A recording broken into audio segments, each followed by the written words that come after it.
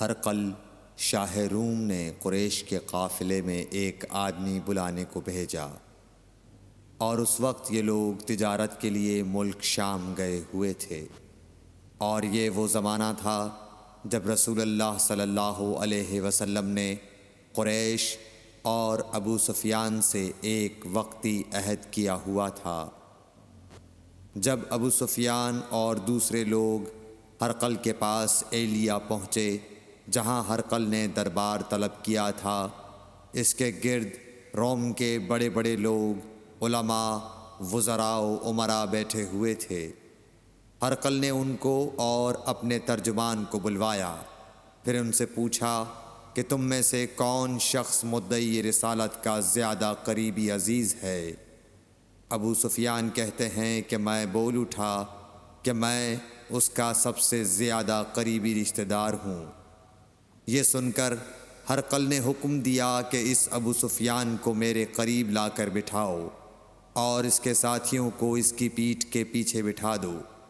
پھر اپنے ترجمان سے کہا کہ ان لوگوں سے کہہ دو کہ میں ابو سفیان سے اس شخص یعنی محمد صلی اللہ علیہ وسلم کے حالات پوچھتا ہوں، اگر یہ مجھ سے کسی بات میں جھوٹ بول دے تو تم اس کا جھوٹ ظاہر کر دینا۔ ابو سفیان کا قول ہے کہ خدا کی قسم اگر مجھے یہ غیرت نہ آتی کہ یہ لوگ مجھ کو جھٹلائیں گے تو میں آپ صلی اللہ علیہ وسلم کی نسبت ضرور غلط گوئی سے کام لیتا۔ خیر، پہلی بات جو ہرقل نے مجھ سے پوچھی وہ یہ کہ اس شخص کا خاندان تم لوگوں میں کیسا ہے؟ میں نے کہا وہ تو بڑے اونچے عالی نسب والے ہیں۔ کہنے لگا اس سے پہلے بھی کسی نے تم لوگوں میں ایسی بات کہی تھی؟ میں نے کہا نہیں۔ کہنے لگا اچھا اس کے بڑوں میں کوئی بادشاہ ہوا ہے؟ میں نے کہا نہیں۔ پھر اس نے کہا بڑے لوگوں نے اس کی پیروی اختیار کی ہے یا کمزوروں نے؟ میں نے کہا نہیں، کمزوروں نے۔ پھر کہنے لگا اس کے تابعدار روز بڑھتے جاتے ہیں یا کوئی ساتھی پھر بھی جاتا ہے؟ میں نے کہا نہیں۔ کہنے لگا کیا اپنے اس دعویٰ نبوت سے پہلے کبھی کسی بھی موقع پر اس نے جھوٹ بولا ہے؟ میں نے کہا نہیں، اور اب ہماری اس سے صلح کی ایک مقررہ مدت ٹھہری ہوئی ہے، معلوم نہیں وہ اس میں کیا کرنے والا ہے۔ ابو سفیان کہتے ہیں میں اس بات کے سوا اور کوئی جھوٹ اس گفتگو میں شامل نہ کر سکا۔ ہرقل نے کہا کیا تمہاری اس سے کبھی لڑائی بھی ہوئی ہے؟ ہم نے کہا کہ ہاں۔ بولا پھر تمہاری اور اس کی جنگ کا کیا حال ہوتا ہے؟ میں نے کہا لڑائی ڈول کی طرح ہے، کبھی وہ ہم سے میدان جنگ جیت لیتے ہیں اور کبھی ہم ان سے جیت لیتے ہیں۔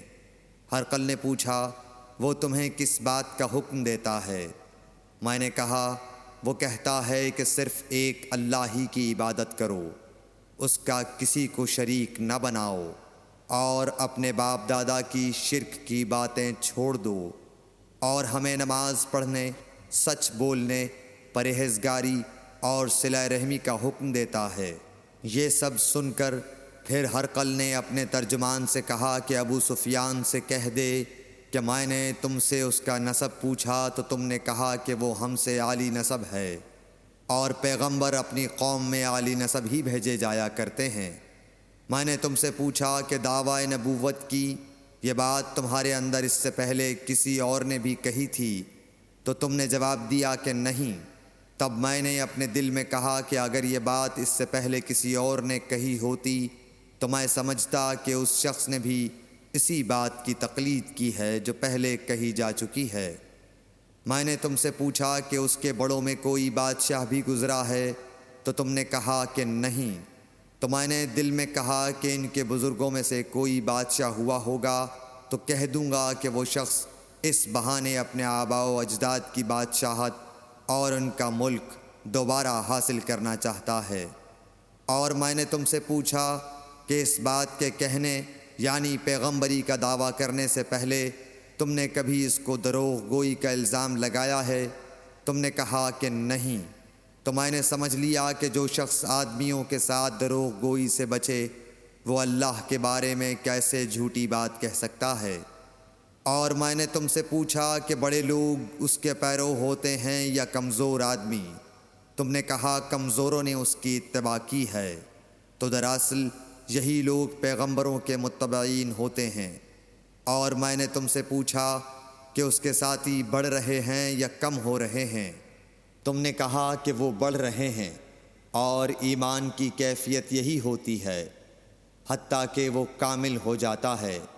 اور میں نے تم سے پوچھا کہ آیا کوئی شخص اس کے دین سے ناخوش ہو کر مرتد بھی ہو جاتا ہے؟ تم نے کہا نہیں۔ تو ایمان کی خاصیت بھی یہی ہے، جن کے دلوں میں اس کی مسرت رچ بس جائے وہ اس سے لوٹا نہیں کرتے۔ اور میں نے تم سے پوچھا کہ آیا وہ کبھی عہد شکنی کرتے ہیں؟ تم نے کہا نہیں۔ پیغمبروں کا یہی حال ہوتا ہے، وہ عہد کی خلاف ورزی نہیں کرتے۔ اور میں نے تم سے کہا کہ وہ تم سے کس چیز کے لیے کہتے ہیں؟ تم نے کہا کہ وہ ہمیں حکم دیتے ہیں کہ اللہ کی عبادت کرو، اس کے ساتھ کسی کو شریک نہ ٹھہراؤ، اور تمہیں بتوں کی پرستش سے روکتے ہیں، سچ بولنے اور پرہیزگاری کا حکم دیتے ہیں۔ لہٰذا اگر یہ باتیں جو تم کہہ رہے ہو سچ ہیں تو ان قریب وہ اس جگہ کا مالک ہو جائے گا کہ جہاں میرے یہ دونوں پاؤں ہیں۔ مجھے معلوم تھا کہ وہ پیغمبر آنے والا ہے، مگر مجھے یہ معلوم نہیں تھا کہ وہ تمہارے اندر ہوگا۔ اگر میں جانتا کہ اس تک پہنچ سکوں گا تو اس سے ملنے کے لیے ہر تکلیف گوارا کرتا۔ اگر میں اس کے پاس ہوتا تو اس کے پاؤں دھوتا۔ ہرقل نے رسول اللہ صلی اللہ علیہ وسلم کا وہ خط منگایا جو آپ نے وحیہ کلبی رضی اللہ تعالیٰ عنہ کے ذریعے حاکم بصرہ کے پاس بھیجا تھا، اور اس نے وہ ہرقل کے پاس بھیج دیا تھا۔ پھر اس کو پڑھا تو اس میں لکھا تھا، اللہ کے نام کے ساتھ جو نہایت مہربان اور رحم والا ہے۔ اللہ کے بندے اور اس کے پیغمبر محمد صلی اللہ علیہ وسلم کی طرف سے یہ خط ہے شاہ روم کے لیے۔ اس شخص پر سلام ہو جو ہدایت کی پیروی کرے۔ اس کے بعد میں آپ کے سامنے دعوت اسلام پیش کرتا ہوں۔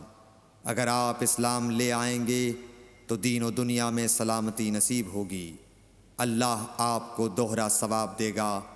اور اگر آپ میری دعوت سے روگردانی کریں گے تو آپ کی رعایا کا گناہ بھی آپ ہی پر ہوگا۔ اور اے اہل کتاب، ایک ایسی بات پر آ جاؤ جو ہمارے اور تمہارے درمیان یکساں ہے، وہ یہ کہ ہم اللہ کے سوا کسی کی عبادت نہ کریں اور کسی کو اس کا شریک نہ ٹھہرائیں، اور نہ ہم میں سے کوئی کسی کو خدا کے سوا اپنا رب بنائے۔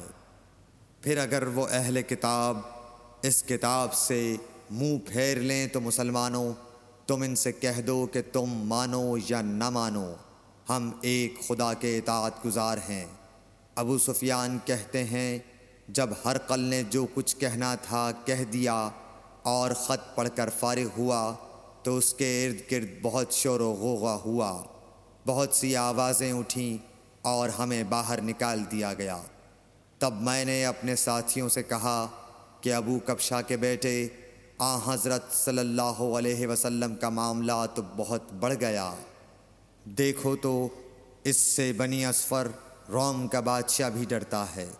مجھے اس وقت سے اس بات کا یقین ہو گیا کہ حضور صلی اللہ علیہ وسلم ان قریب غالب ہو کر رہیں گے، حتیٰ کہ اللہ نے مجھے مسلمان کر دیا۔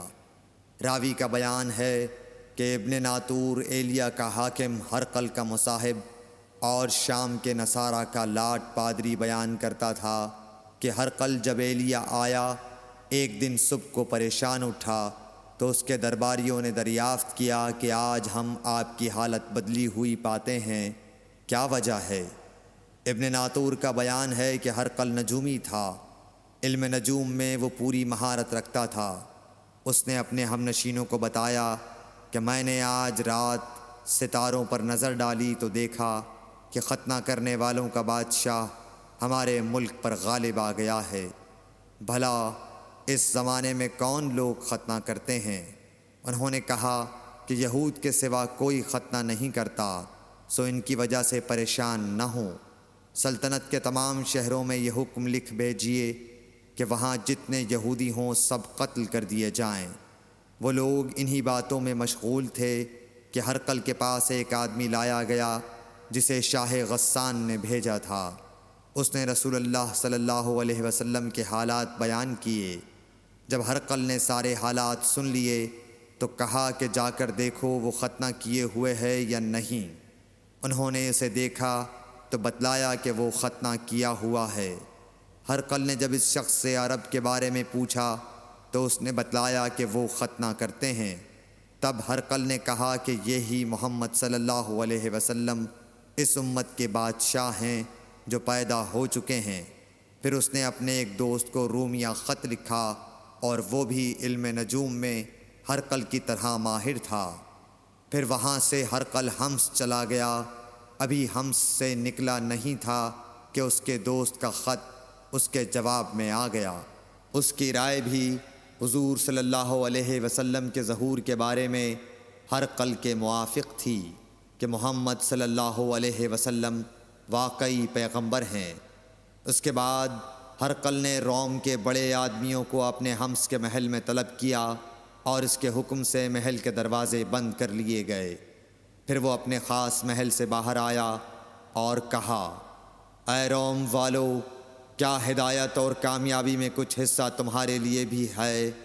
اگر تم اپنی سلطنت کی بقا چاہتے ہو تو پھر اس نبی صلی اللہ علیہ وسلم کی بیعت کر لو اور مسلمان ہو جاؤ۔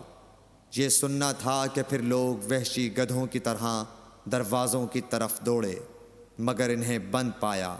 آخر جب ہرقل نے اس بات سے ان کی یہ نفرت دیکھی اور ان کے ایمان لانے سے مایوس ہو گیا تو کہنے لگا کہ ان لوگوں کو میرے پاس لاؤ۔ جب وہ دوبارہ آئے تو اس نے کہا، میں نے جو بات کہی تھی اس سے تمہاری دینی پختگی کی آزمائش مقصود تھی، سو وہ میں نے دیکھ لی۔ تب یہ بات سن کر وہ سب کے سب اس کے سامنے سجدے میں گر پڑے اور اس سے خوش ہو گئے۔ بالآخر ہرقل کی آخری حالت یہی رہی۔ صحیح بخاری حدیث نمبر 7۔